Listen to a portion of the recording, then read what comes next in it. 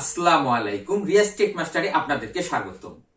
আজ আমি আপনাদেরকে গিগাবাইট মাদারবোর্ডের টোটাল সেটিংস কিভাবে করতে হয় তা আমি আপনাদেরকে দেখাবো। গিগাবাইট মাদারবোর্ডের বায়োস অপশনে ঢোকার জন্য আমরা ডিলিট অথবা F2 এই দুইটা আমরা ইউজ করি।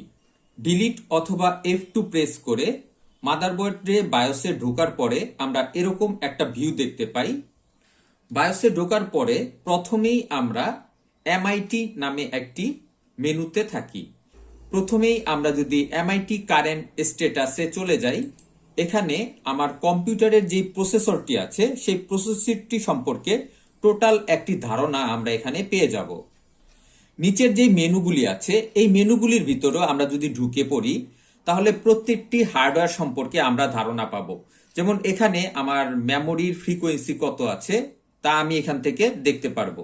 এরকম ভাবে আমরা আমাদের কম্পিউটারের যেই হার্ডওয়্যারগুলি আছে সেই সম্পর্কে ধারণা আমরা MIT থেকে পেয়ে যাব।